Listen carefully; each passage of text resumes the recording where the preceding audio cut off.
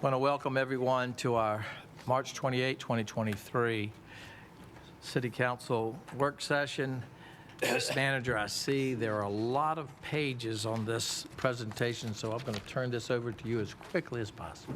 Thank you, and I'll only spend about 10 minutes per page of that. This is a really important day for us every year. We spend several months working on the budget, as you can imagine. It really starts with working with council about what's council's priorities. Staff's very sensitive to the fact that we're not elected by anybody, and one of our most important jobs is to work with council throughout the year as the elected representatives of the community to identify what's important for you, and then our job is translating that into action and making those priorities a reality. So that's really what the budget is it's the biggest policy expression of council's priorities and marching orders for staff to make it all happen. So Jonathan Hobbs, your budget director, and I today are going to go through an agenda and hopefully leave some time for questions. And then obviously, as you know, between now and budget adoption in May, we'll have a series of work sessions of things we'd like to discuss with you, topics in a little bit more detail, but then also give you opportunity to ask questions, make comments, make proposals for consideration as we go through the process. So today we're going to talk about how we prepared the budget, what framework we used, and council's guiding principles. We've worked a lot with council over the past several years on identifying your strategic priorities. We reaffirmed those with you and the new council members in January to retreat this year. We'll talk to you briefly about the process, how we align our resources to achieve the outcomes that council and the community desires, and then we'll get into some of the numbers and how we propose to make it happen and the process moving forward. Always we start with Chesapeake's vision. There's a lot of things in here, but to boil it down, we talk a lot about making Chesapeake an exceptional place to live, learn, work, farm, and play. And then the items in blue we're going to highlight because those items form the foundation of council's strategic plan. We talk a lot about our strategic anchors in the organization. This is how we make decisions big and small. We really look at three things. We want to make Chesapeake an exceptional place to live, learn, work, farm, and play. That, of course, is based on your vision. We provide outstanding service to council, our community, and our customers and each other. That comes right from the organization's values, what we call our CARE standards. And then we will be fiscally responsible and sustainable. Chesapeake has very, very strong principles of sound financial management and has for a very long time. And that translates into a lot of the things that we're able to do and keeping the community in good financial standing in good times and in bad times. So these, I mentioned earlier, these are council's desired outcomes: economic prosperity, connectivity, cultural diversity, environmental responsibility, and safety and security. As you can imagine, during the year, from the community's perspective, the department's perspective, different agencies, there are a lot of different priorities. Some are complementary, some are competing, but to make the budget, it has to be highly aligned with achieving one of these desired outcomes. As an overall framework, we start with council's vision. I mentioned our anchors and the desired outcomes, and every plan and policy, including the budget. The budget is nothing more than a plan and a policy for how to expend taxpayer resources, and then all the programs and services that are necessary to achieve those desired outcomes. I mentioned principles of sound financial management, something that's very unique to the city of Chesapeake. In Virginia, one of the most important jobs for a city manager is to propose a budget. And generally speaking, there's not a ton of direction other than trying to do your best to maintain levels of service and to try to meet council's objectives. In Chesapeake, council has budget guiding principles. So before we start putting pen to paper, there's sort of guardrails. We know the conditions that council would like as we start preparing the budget. And so I want to talk to you about those budget guiding principles a little bit. So the first principle is no increase in the real estate tax rate. We're going to show you that We have a long history going back, I believe, from 2009, where the rate was at $1.05. Last year, we had extraordinary growth in residential real estate. So the average real estate tax bill, I think, was increased in excess of 13%, something we had never seen before.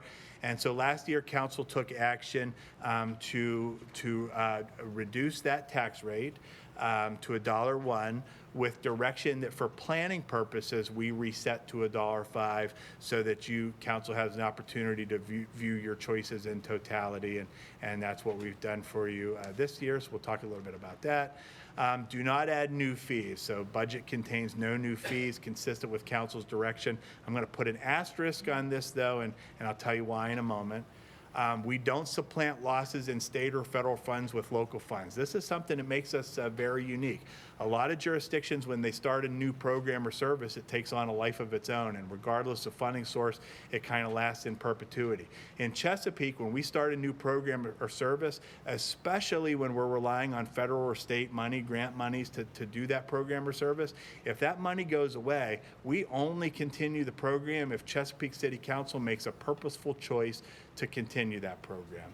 And so this budget is consistent with that. We're not supplanting losses in state or federal funds. This is pretty germane this year because for the past several years, we've had hundreds of millions of dollars in stimulus money through the CARES Act a couple years ago and through the American Rescue Plan 2 years and last year. That funding is starting to decrease. You're seeing a lot of cities and counties struggle with the impacts of the loss of that revenue.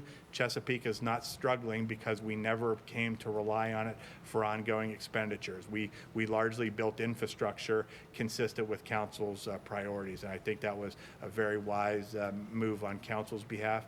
And then lastly, we only deviate from those principles when addressing council's strategic priorities. I mentioned an asterisk on the no new fees. One of council's priorities is fiscal responsibility and sustainability. In the fire service, we identified that there are instances where we are treating patients but not transporting them. So we respond, we treat, we don't transport. Historically, we're only billing insurance companies when we transport. We have the opportunity to bill insurance companies their eligible expenses when we treat, even without transport. And so because public safety, safety and security is a council priority, and as well as fiscal responsibility and sustainability, we are recommending that you implement a fee for treating without transport, and largely that fee would go to insurance companies and not borne by the citizen. So you've seen this chart several times over the years. We're very mindful that we don't exist in a vacuum. We exist within a competitive environment here within the region. So we always show you this chart, a regional rate comparison. As you can see, and for Chesapeake, these numbers are based on my proposed budget. For the other jurisdictions, they're based on the budget that for the year we're in right now. So as you can see, we have among the lowest stormwater fees in the region, among the lowest meals tax in the region, and then we have the lowest automobile license fee, the lowest cigarette tax, of course the lowest solid waste fee since we don't charge a solid waste fee, and then among the lowest real estate rate. And so from a regional perspective, that means that from an all-in perspective, using the average of value of a house, Chesapeake has the lowest tax and fee burden in the region. Generally speaking, we're competing with Virginia Beach in this space. As it happens this year, the numbers are exactly tied. If you take our rate structure and their rate structure, rate and fee structure, and apply it to the average residential value. So we just do that as a snapshot of how we compare in the region. Making progress on council's strategic priorities. You've seen this chart a lot. Sorry, let me advance that. And this is, we've decided that this might be a little bit too much of an eye test. So in future iterations, we're going to break it down based on fully programmed or funded, partially programmed or funded, and then minimally funded or unfunded. So we've made a lot of progress on these priorities over the past few years. We're advancing the public safety training facility. It's fully funded for the first phase, and per council's request last year, we're identifying opportunities to accelerate the remaining phases of that project. The broadband project, Chesapeake Connects, is fully funded. That was largely with the American Rescue Plan Act funds that I mentioned earlier. Replacing the public works and public utilities facilities in Greenbrier. They're in pretty sad shape today, and some of them are pretty heavily damaged, so we'll be replacing that. Just for situational awareness, we are going to maintain capacity on that site for future development opportunities should they arise. Technology infrastructure, we are on a mainframe when everyone else has been on servers and then the cloud. For our tax system. This is many, many, many years overdue.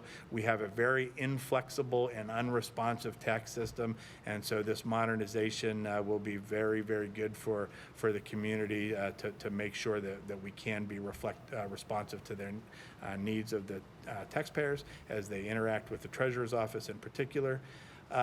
Sworn law enforcement retention. We've done a lot of work from a bonus perspective over the past few years, but then in a pay competitiveness when we did the classification and compensation study. And I'm really proud of the fact that we were able to, council adopted the pay study, and on the general workforce, of course, we gave the general wage increase. For the public safety, we were able to do the first ever step increase and a market rate adjustment to keep public safety and the entire workforce in the top 3. So really proud of that. I know that the entire team, especially the public safety team, really, really appreciates that we made a commitment and we've honored that commitment. And this budget continues to honor that commitment for our entire workforce. Enhanced stormwater maintenance. One of the most frequent complaints we get in the community is the frequency with which we're able to maintain the stormwater system. It's a massive system with hundreds of miles of ditches and ponds and canals. And if you recall the charts from last year, we're nowhere near best practices in terms of how often we should be maintaining those ditches. So council approved a plan to accelerate the maintenance buy capital equipment and significantly accelerate the maintenance capacity of that program. Making great places. We're doing a lot of work to make sure that Chesapeake is competitive in the future for economic development opportunities by focusing on the quality of our communities. So housing, amenities, parks, public services. We've done work, as you know, in Indian River and Great Bridge. We'll be doing some work in Western Branch and Deep Creek. A big planning effort is getting underway in Greenbrier right now. And then, of course, some of the work we've done in South Norfolk we'll talk about in the capital facilities section a little bit later. And then the city's first ever community pool. This will be at the Dr. Cuffey Center. Very impressed with how we've been able to leverage federal and state money, adding in city capacity to get that pool done over the next couple of years. So I'm pretty proud of the work to advance council's priorities. But we have a lot that are what we would call partially programmed or funded. Road maintenance, this number should be in excess of $10 million a year. It was zero when I got here. We're now funded at about $2.5 million per year. We still have some work to do. So this is something that over the next several years I'd like to continue to advance. And frankly, this is the area where when we have excess capital revenue, this is the first place that I try to direct that money to get after our road facilities, road maintenance. City facilities, space needs, and securities. We've done a significant amount of work there. The taxpayers of the city of Chesapeake own billions of dollars worth of assets, and it's up to us to make sure that they're well maintained, that they're secure, that we protect those assets. The adult detention facility and the juvenile detention facility, there's a lot of things going on in corrections, and we're moving away from some of the models that we've been used in the past. They'll have positive outcomes for our community in terms of the services we're able to provide with the inmates, especially with youth detained in the juvenile detention facility, and then also what we expect at significant cost savings to the taxpayer. Site readiness. So when I first started, council's principal direction was make Chesapeake much more competitive in terms of economic development. We've done that in a pretty big way. From the state's perspective, the biggest thing a city can do is advance site readiness. The city actually at the Three Oaks site across from Summit Point, that's now the city has acquired that site, and it is the #1 economic development site in the entire Commonwealth of Virginia in terms of their site readiness score. And then, as you know, we're taking steps to activate the Coastal Virginia Commerce Park and many others, and then Summit Point and projects in and around Chesapeake Square Mall. There's just really a lot of great things happening, but it all starts, or a lot of it starts with site readiness. So we want to continue to accelerate that program, and likewise strategic land acquisition. This is money to strike while the iron's hot, whether it's for city capital needs or economic development opportunities, to make sure that we're responsive. And then minimally or unfunded requests. So you have a variety of requests that have come to you over time. If you recall, last year the hospice house came in and made a request that was about $9 million. Great Bridge Battlefield and Waterways Museum over the past several years has made funding requests. That's been both. They've made requests for operating support. They've made requests for capital facilities. We would like to talk to council about ways to be able to work with the museum on its on its plan for the future, and what ways we might be able to partner in that. Convocation Center, council has heard from groups in the past about providing some kind of convocation center. I have below Performing Arts Center, Event Center, some kind of space where we can both graduate our students here locally in Chesapeake without sending them to another city, but also be able to host events maybe greater than our conference center can host. So we're working with some private sector partners to try to accelerate some things there. And then an aquatic center. So the community pool in South Norfolk is a great start. We've talked about whether it be with the Public Safety Training Academy, which will come with an indoor pool, or an independent facility, doing another aquatic center that could help with swim teams and clubs and general recreation. So it's something obviously that's been requested of council in the past, but is unfunded to date.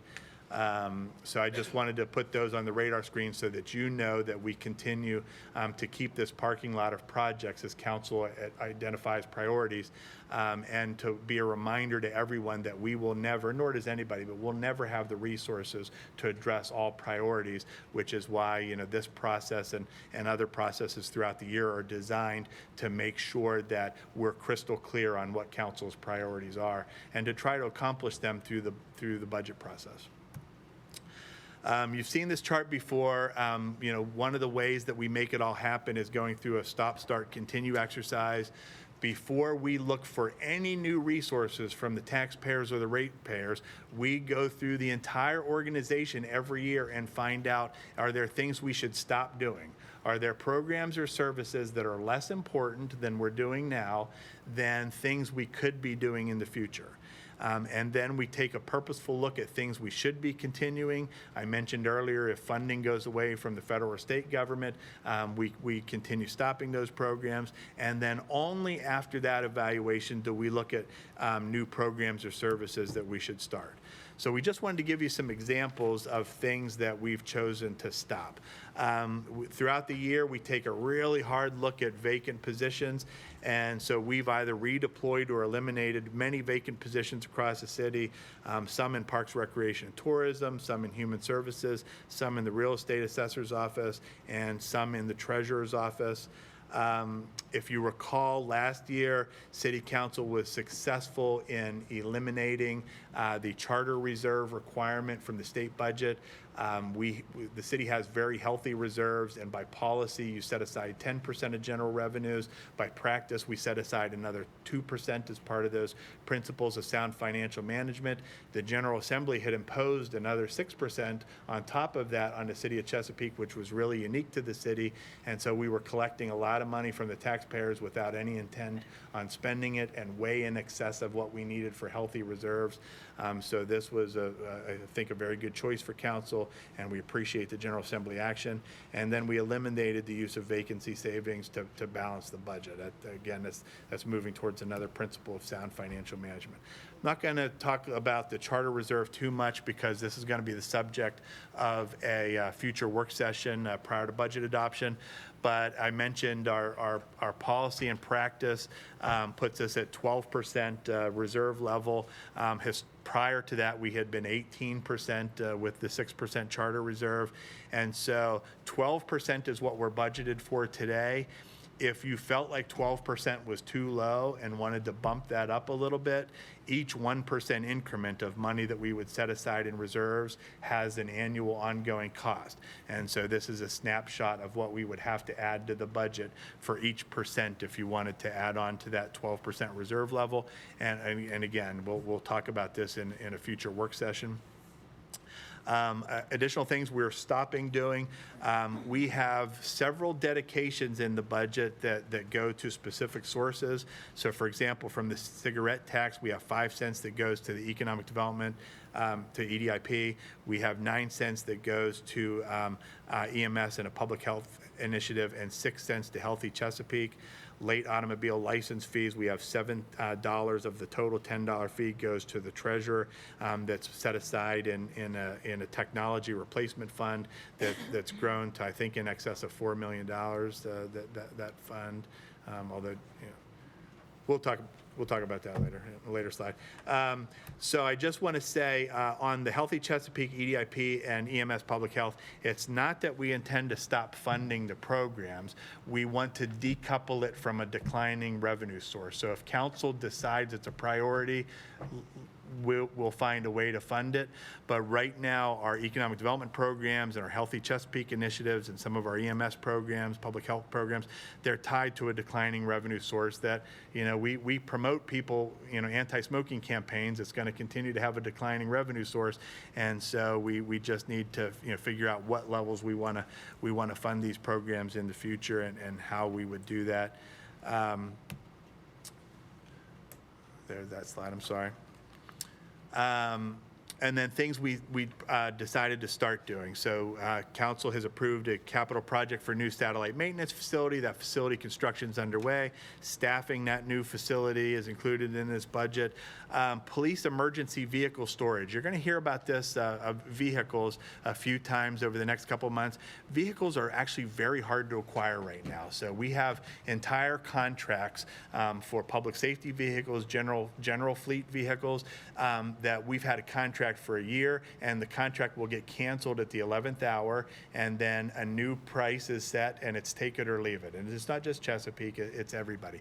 So we're trying to do a lot of work to get vehicles where we can, but then also to make sure we're maintaining the vehicles to the greatest extent possible to keep them on the road for as long as possible.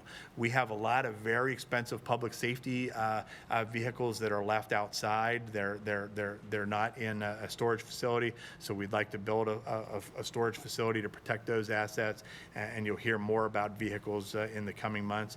Again, I mentioned EDIP for large projects. We would like to fund that at $500,000 a year. And then the facade improvement grant program in South Norfolk and Great Bridge. We've done a lot of planning work in both areas. We'd like to put some seed money into a program to accelerate private investment in facades in those places where we're trying to encourage reinvestment. And so we'd like to start that program again in areas where council's adopted plans for that kind of activity. And then the majority of the budget is things that we've purposefully elected to continue doing. Maintaining pay competitiveness. We had gotten ourselves into a pretty big hole over the years. If you recall, the The public safety pay plan was to implement was about $13 million. The general workforce likewise was about $13 million. A $26 million lift in 1 year is very difficult to do. It's why we had to make several suboptimal choices last year. So since we did all that work, our alpha commitment is to maintain that pay competitiveness. I will say we've driven vacancy rates way down. So we had some critical vacancy rates in places like cybersecurity. You remember the conversations we had about police recruit classes, for example. We had one recruit class where we had space for over 30, and we only graduated 6. And we're now back to full recruit classes. We've driven down vacancies in the 911 center from 50%, over 50% at a high. It's still at an unacceptable rate at 30%, but it's directionally correct. And I've taken some executive actions recently to shore that up even more. So we're making progress, but we can't ever lose sight of this because it's a very competitive marketplace. I talked to you a little bit about the next one at the retreat, maintaining existing capital projects impacted by inflation.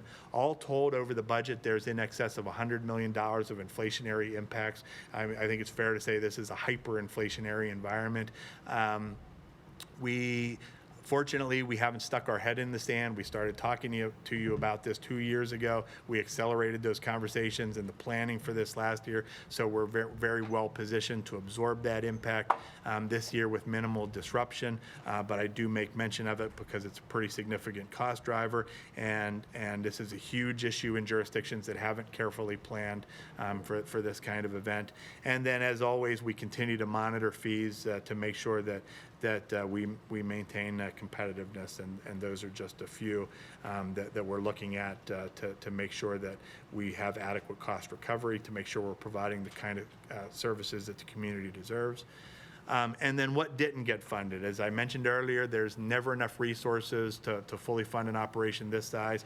We have over $185 million in unfunded CIP requests alone. I listed just a few of those there. Two, I want to highlight the Greenbrier Library replacement. We're taking a look at Greenbrier right now. Obviously, as Summit Points is going gangbusters. The Coterides development across the street will add a new urban form to Volvo Parkway. We really like to pay special attention to the infrastructure in Greenbrier.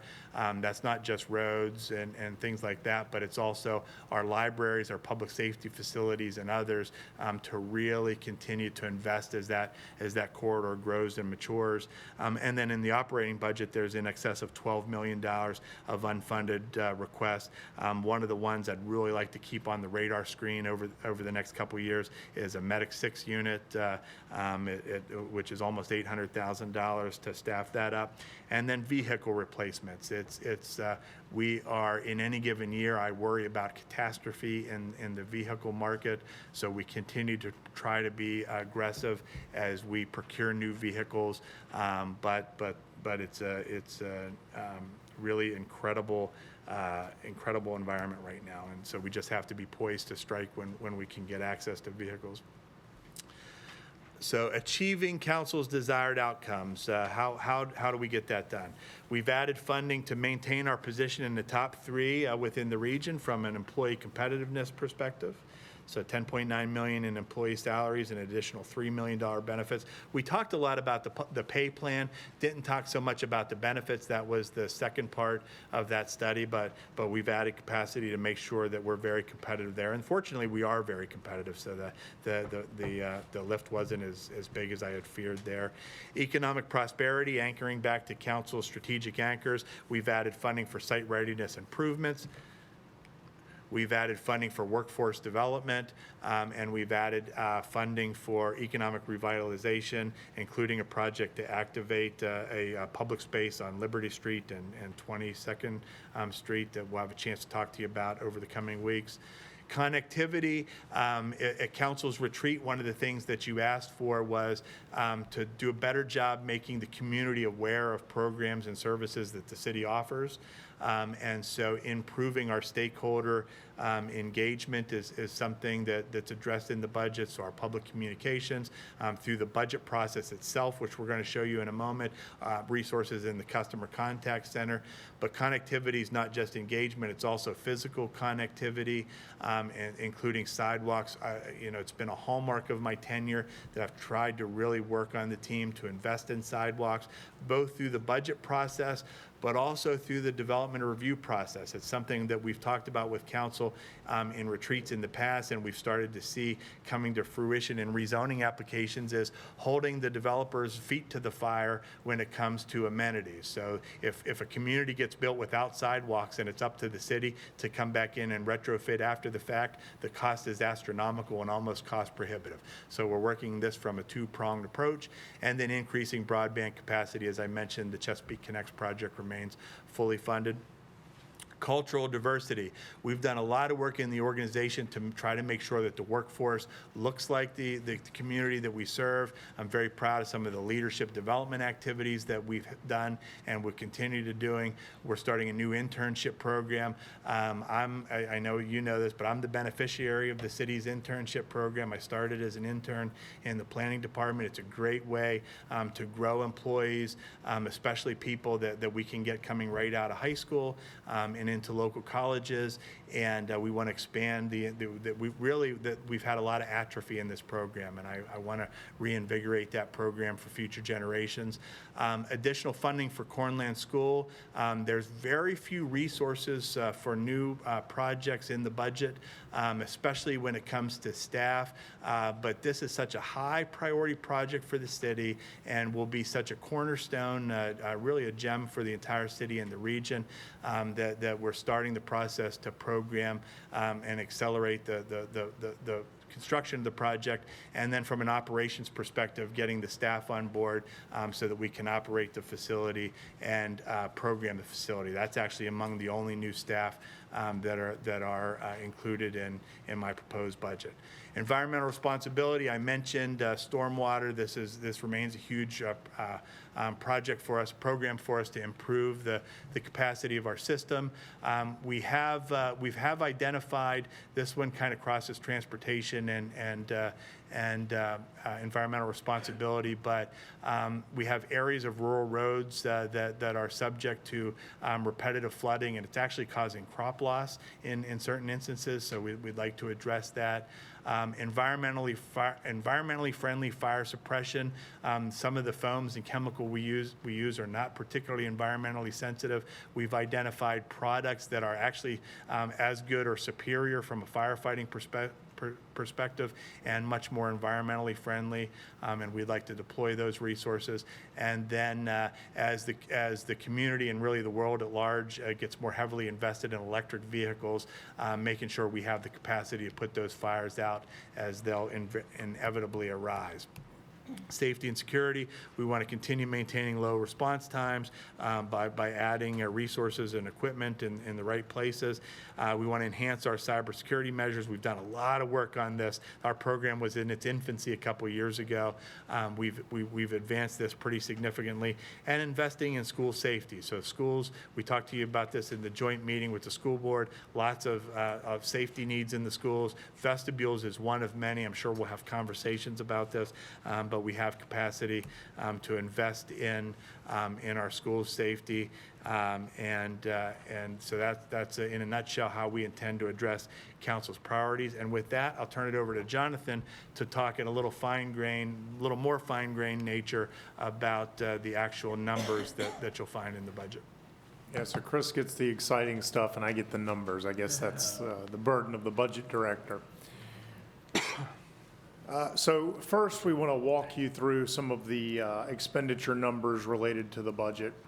For FY24, the total net operating budget for both city and schools totals $1.56 billion. You can see that it's roughly a 50-50 split between the city and schools when we're looking at all funds. The school's budget is increasing by 3.9% from FY23 to FY24, while the city's budget is increasing by about 6.2%. I would note on the school side that part of why that percent is as low as it is because of the tremendous influx of federal stimulus funding that they had in their grant funds in FY22 and FY23 that artificially inflated their budget with those federal funds. So now that those federal funds have actually gone away and their grant fund has been reduced, That's why you see the 3.9% rate increase. So putting those numbers into a little additional context, we wanted to show you what inflation has been doing, and this is going to be a little bit of a theme in this presentation. This chart shows the rate of core inflation, the consumer price index, over the last 24 months. And we kind of pulled out a segment that represents the most recently concluded federal fiscal year from September 1 of 2021 to September 30, 2022. And you can see that inflation grew at a rate of 6.6% over that period of time. If we advance that to January and looked at January of 22 to January of 23, that rate would be about 5.6%. So you notice that, but kind of the average of those two rates is about that 6.2 that the city's budget is growing at. So Chris mentioned this, there's not a whole lot of new spending. There's a lot of additional increases, but a lot of that is related to inflation and maintaining our current levels of service, not adding new programs and new services. So drilling down a little further as to what's driving those increases. Like I mentioned, it's really this unprecedented inflation. We haven't experienced inflation like this since the early 1980s as a country, and it's causing the cost of goods and services to go up drastically. I'm going to show you a couple of slides in just a minute and give you some very specific examples of some of the things that we buy on a day in, day out basis and the cost increases that we're experiencing. The other thing is that workforce pay competitiveness that Chris mentioned. And really you could put this as a sub-bullet under inflation.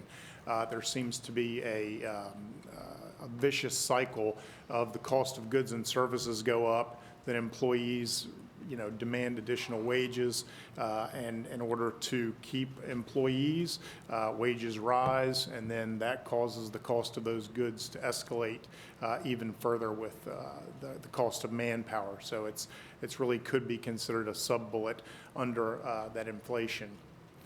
And then the staffing of new facilities, as Chris mentioned, we have two new facilities coming online. This is really a minimal cost driver, but there are two new facilities that will open in FY24, the satellite maintenance facility as well as the Cornland School and Historic Village, and we've added 9 new staff for those. I would note that the city complement, on the city side, we are actually decreasing the size of the workforce by just over 3 FTE. So we've done a lot of reallocating of resources. Chris mentioned it when we were talking about the slot stop. We've taken positions away from lower priority areas and moved them to these higher priority areas. So we've been able to staff these facilities and still reduce the city's workforce in terms of the complement. Also driving the growth is in expenditures. Some of it's driven by our policies. As revenue grows, our transfer to the schools through the revenue sharing formula has to increase. That's a policy of practice that we have. We share 50% of revenue growth with the schools. So the transfer to the schools is going up by about $19 million from FY23 to FY24. And then also the general fund reserve policy. Again, as revenue increases, that 12% reserve totals about $6.3 million in FY24. So I mentioned this just a moment ago, wanted to give you some very practical examples from both the operating budget and the CIP of inflation and how it's impacting the budget. We've listed a number of things here. These are items that we purchase on almost a daily basis, as well as some annual contracts. I would point out one of the more significant increases on this page is the citywide mowing contracts. The citywide mowing contracts are going from roughly $2.4 million in FY23 all the way up to $3.7 million in FY24. That's a 55% increase. And again, I would note, this doesn't increase the frequency of the mowing. It is simply maintaining the current level of service.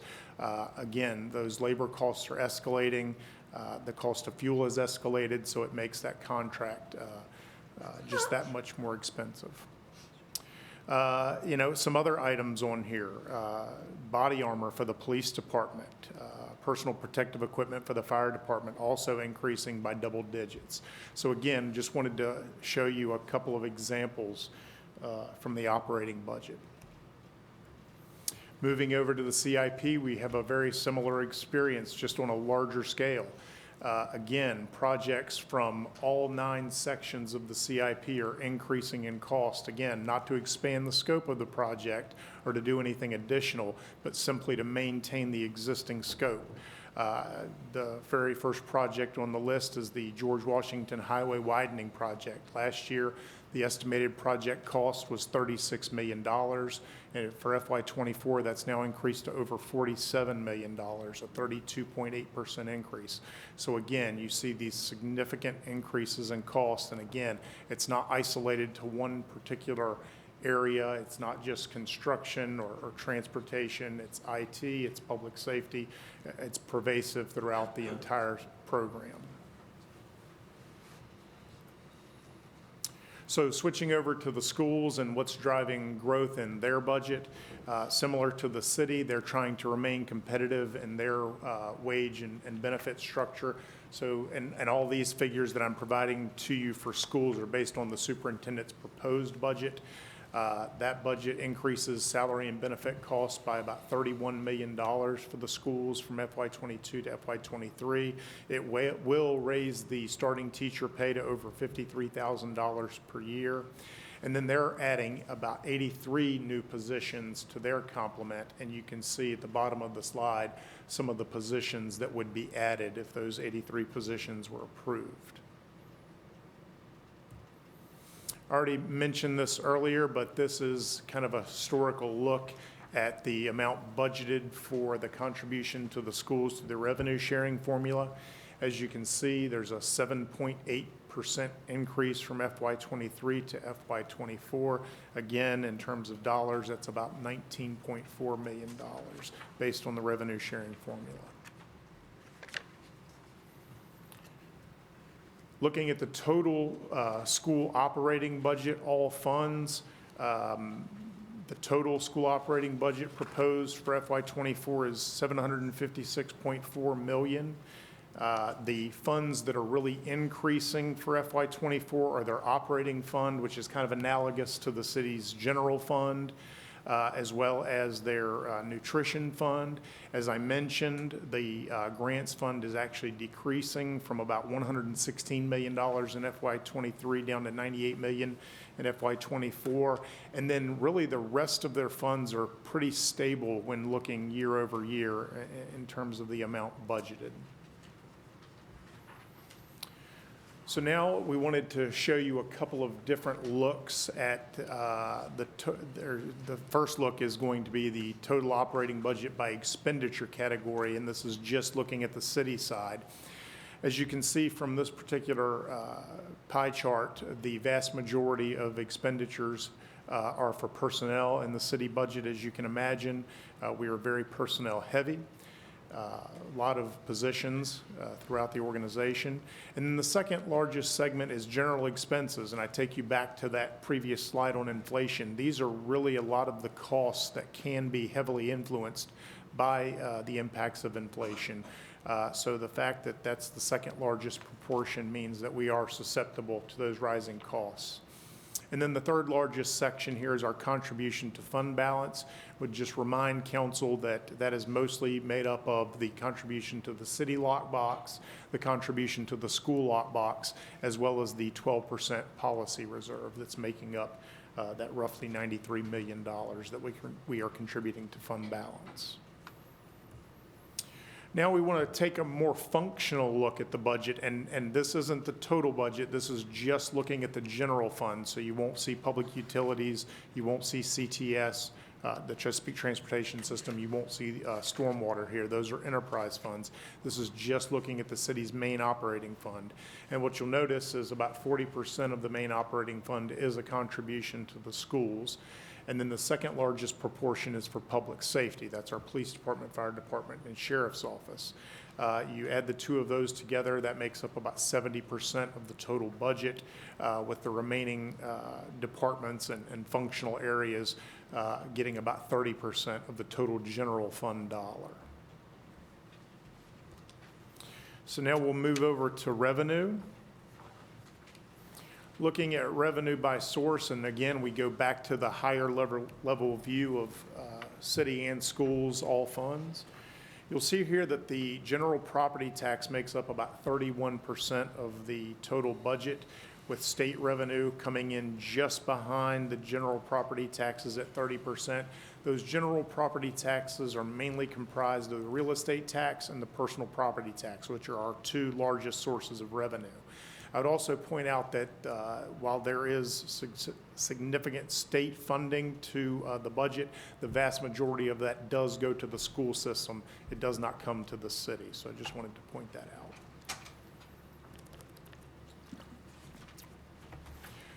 Chris had mentioned this earlier in his remarks. This graphic is looking at the real estate tax rate as well as assessments. As Chris mentioned, we've have had a very stable tax rate since 2009, coming out of the Great Recession. And I'll go ahead and advance the slide because I think this kind of gives you a better view of what assessments have been doing over that same period of time.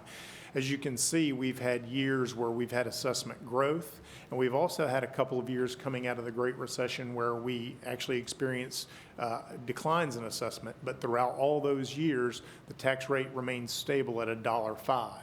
Obviously, with the tremendous increases in assessments in FY23, council took action and reduced the tax rate by 4 cents, and that has now been reset to the $1.05 rate for the purposes of this proposed budget.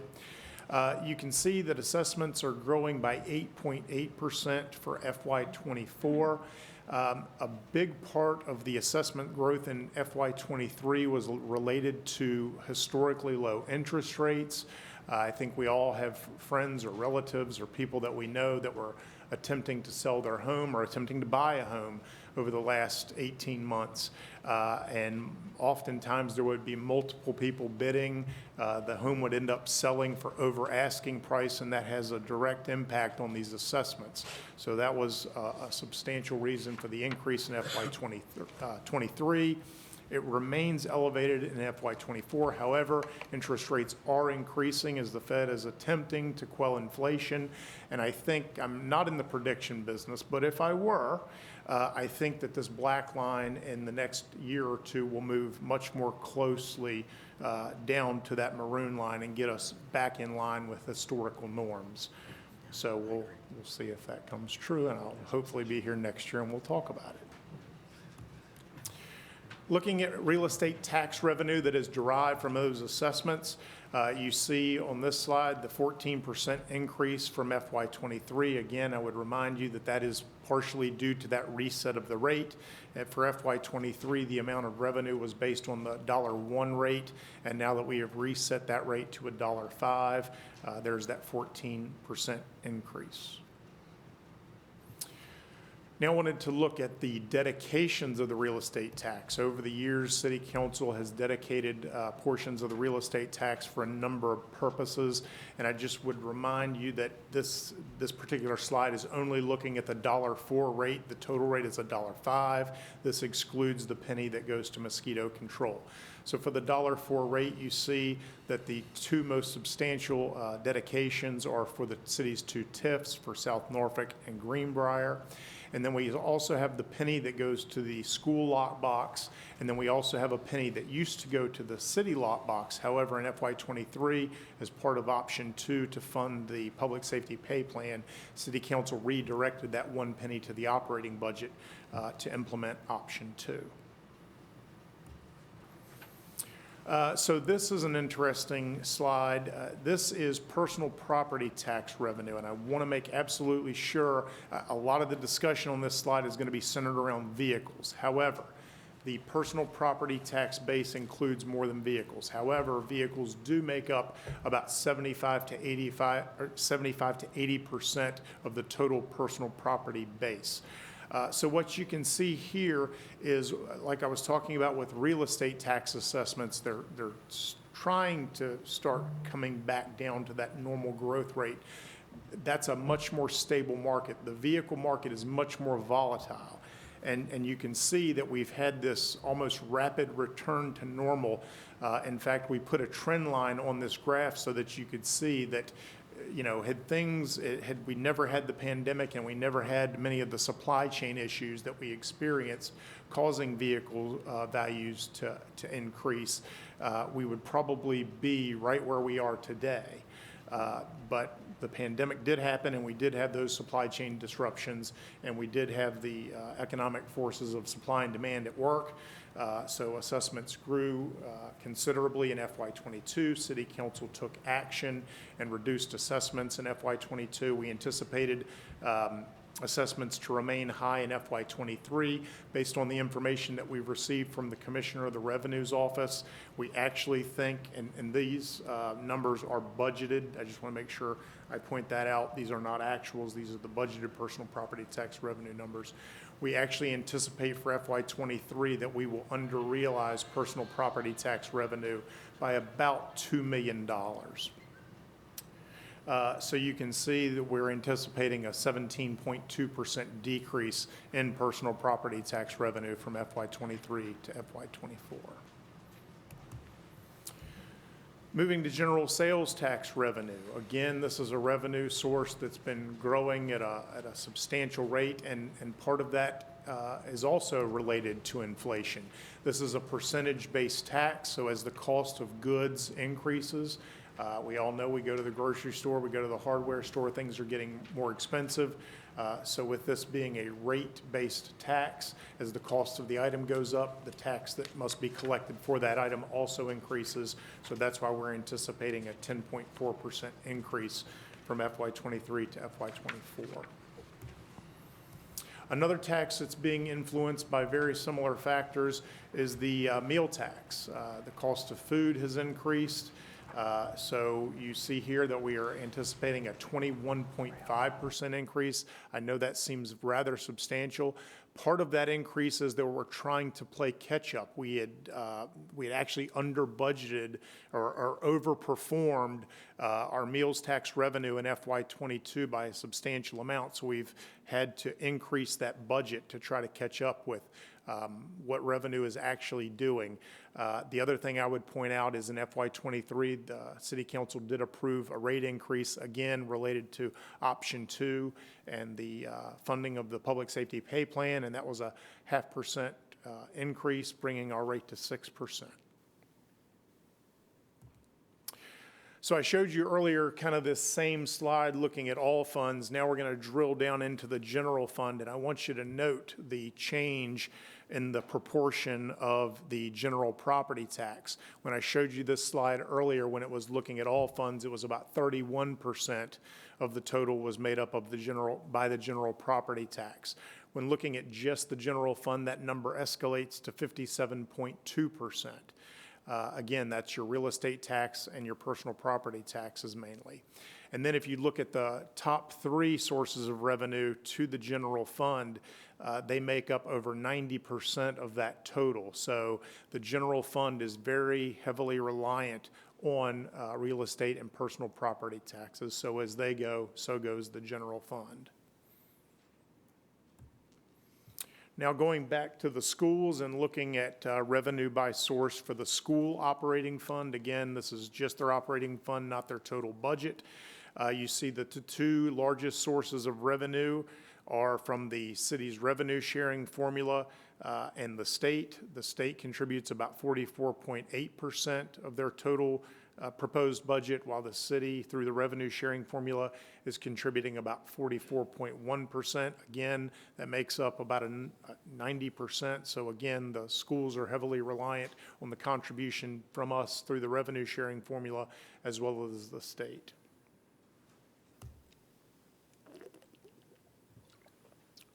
I already touched on this a little bit earlier, but again, these are the other funds in addition to the school operating fund that make up their total operating budget.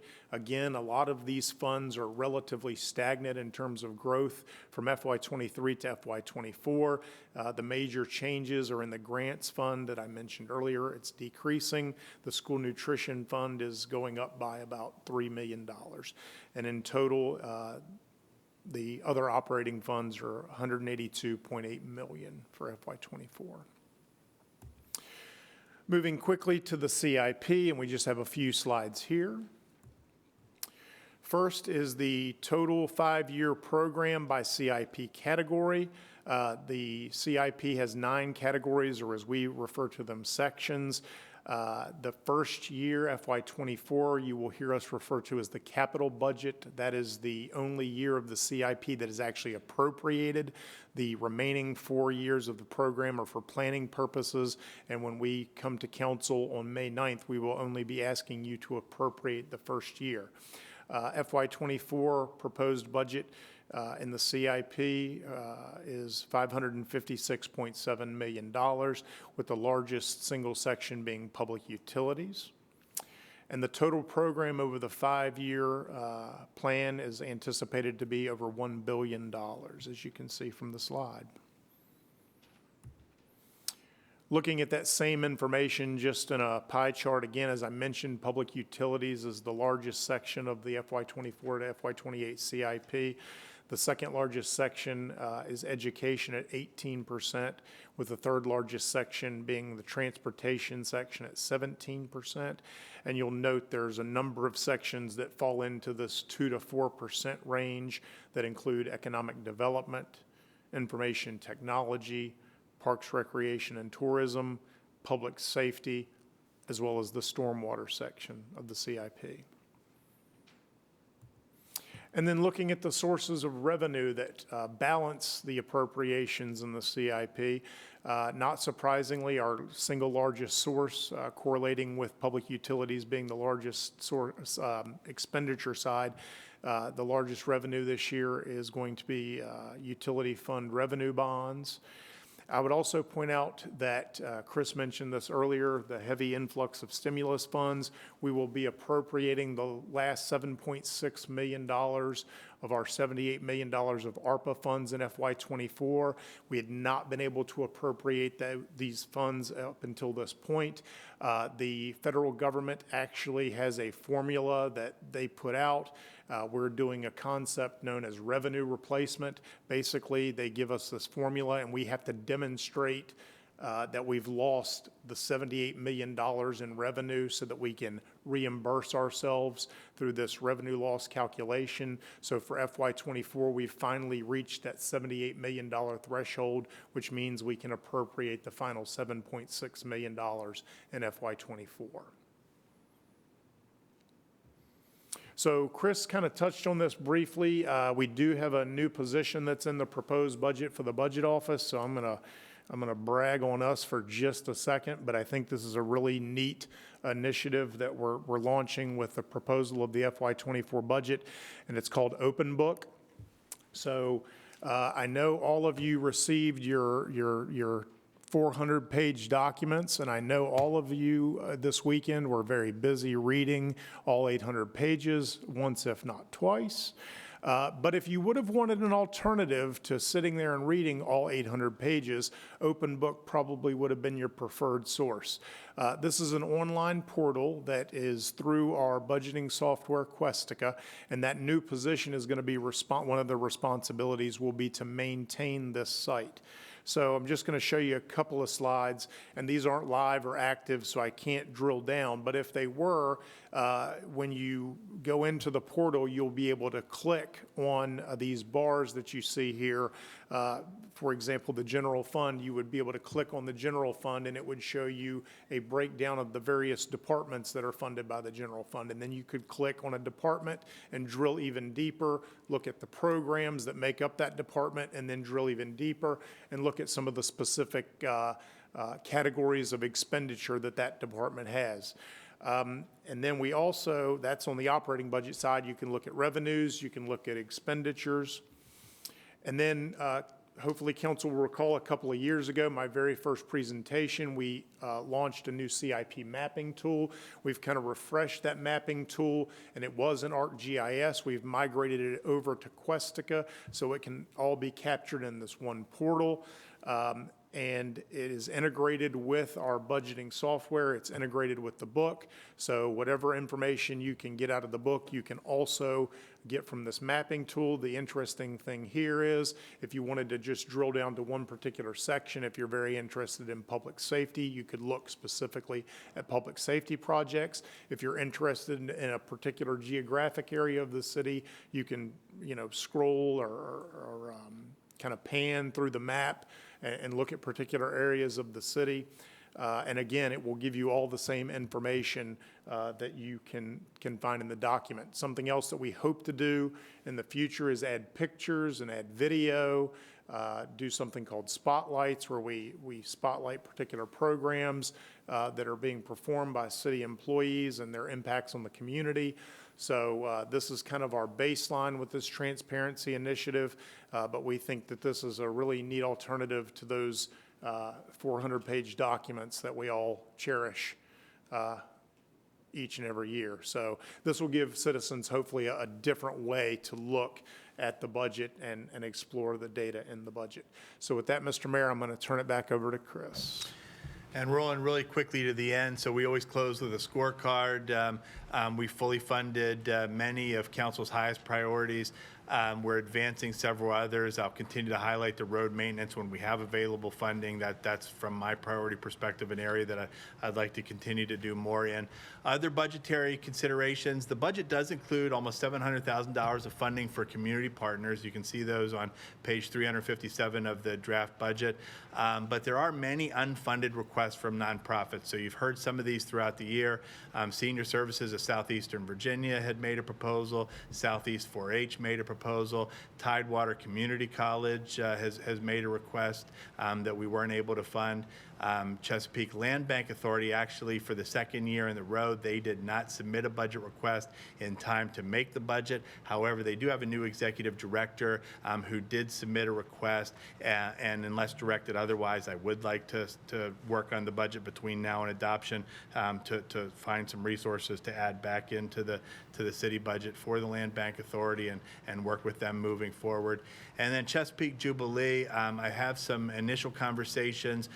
This is the 60th anniversary of the city of Chesapeake, obviously. I believe it's the 40th anniversary of the Jubilee, so they're in planning stages right now, and we'll work with Parks, Recreation, and Tourism. I'm not sure if they'll do anything over and above what they've done in the past, but I just want to put that on council's radar screen that there might be a request in the future to do something in partnership with Jubilee. So with that, schedule of city council work sessions and public hearings upcoming. On April 11th, you'll have the public hearing on real estate assessments. The 18th, we'll do a budget work session. On the 25th, we'll have another budget work session where we'll talk you through some of the policy choices and take and answer any questions that come up on either the 11th or the 18th. And then we'll be working ultimately towards May 9th budget adoption. Work session topics, we'd like to talk to you a little bit more about the fund balance policy, city and school lockbox dedications. I put those first two in the bucket of principles of sound financial management. Any nonprofit and grant requests. We talked at your retreat in January about being more purposeful about the way we handle nonprofit grant requests, and then anything else that council would like us to look at between now and then. Community resources, we'll be posting a video of this presentation online today. We've got areas there where the budget documents can be found, and as Jonathan mentioned, assuming council funds the new initiative, we'll be working to continue to promote this now and in the future through Open Book. And with that, I'd like to say from the city manager's office, thank you to the budget staff for all the hard work in getting to this point. And thank you to city council for your time and attention today. So thank you all very much, and we'd be happy to take any questions or comments. I think the hour is getting late. I think you've given us a lot to think about and digest, and certainly we have plenty of opportunities to discuss these in work sessions, and thank you for providing that. So at this time, we will go into closed session. May I have to make a disclosure I'm sorry, first. you had what is it? I need to make a disclosure Okay. first. Mr. Mayor, if you don't mind. We're not doing closed session now. No, we can wait for the closed session to do it, or for the regular agenda to do it, right? Regarding the work session, I need to make a disclosure since the Oh, budget I'm- could I'm sorry. benefit the fire department. Okay, go ahead. I Just out of misunderstood. abundance of caution, although we're not voting on anything tonight in the work session specifically, I would like to disclose that my spouse is an employee of the city and a member of its fire department. As the proposed fiscal year budget, 2024 fiscal year budget could benefit the fire department employees, I hereby disclose this personal interest. The city attorney's office advised that as the fire department is a group of 3 or more persons and all of its members could be affected by the future transaction considered by council as well as the general public, I can therefore participate. Thus, I am hereby making this disclosure out of an abundance of caution and state that I am still able to participate fairly objectively and in the public interest. Thank you, Mr. Mayor. Thank you, Mr. Hobbs, Ms. Newens. Thank you, Mr. Manager, for a great presentation. We'll convene at 6:30.